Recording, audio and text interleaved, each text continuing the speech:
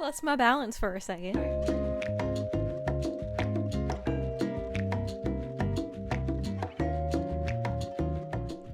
My name is Savanna Lanausse. I play Brutus. Initially, it was very interesting because whenever I thought of Caesar versus Brutus, I would think of the politics of it all. But when Stephanie first showed me the initial script, I kind of read it more as like a betrayal between friends. So that's kind of how I would describe it, as more of like a close friendship drama than anything else. I mean, Stephanie is always messaging me with such great ideas, and out of the blue too. Like, I'll be like doing something random at like 3 p.m. and she'll be like, I have this amazing idea. And it wasn't until, obviously I love the idea to begin with, but it wasn't until I read one of her ideas for a line in the script that I'm like, whoa, this is good. And it had to do with this idea that Caesar was nothing without Brutus. So I knew it was great instantly after I read that.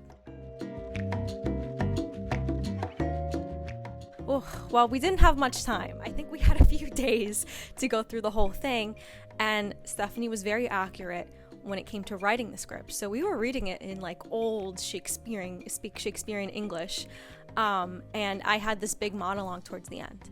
So to kind of get that right was just very, very hard, because again, we only had, I think, definitely less than a week to at least prepare for the lines.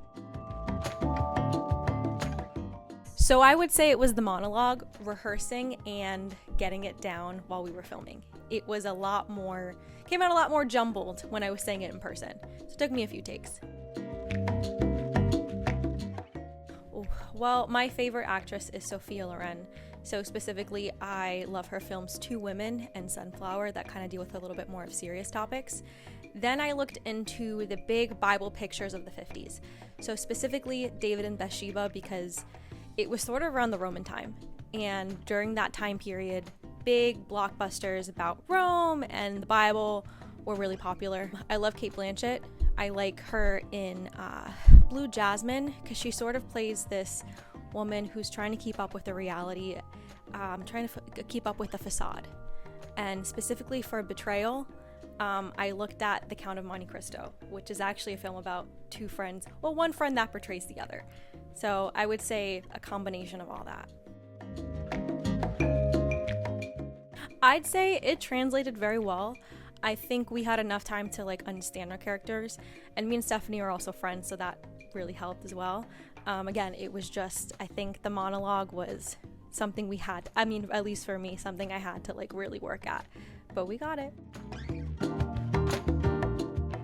I would say I gave a few suggestions for lines. Oh, and the costumes. We did go shopping for the costumes. It was a little day trip, and it was insane because Stephanie pretty much bought out the entire, where were we, Joann's or Michael's?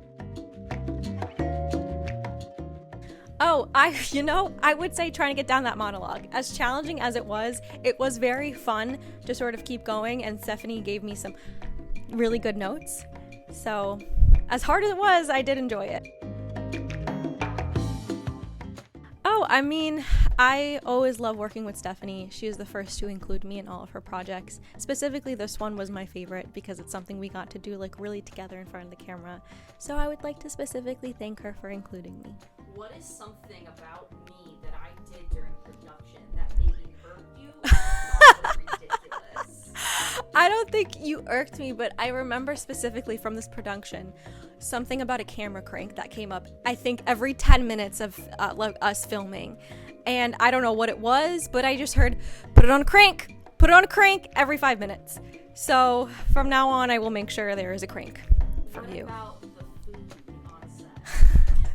There was one point, I think I had to like crush crackers. So we kept having to replenish the crackers. And then at one point you were eating shrimp. And I think we had to I don't remember if we had to stop, but at some point I do remember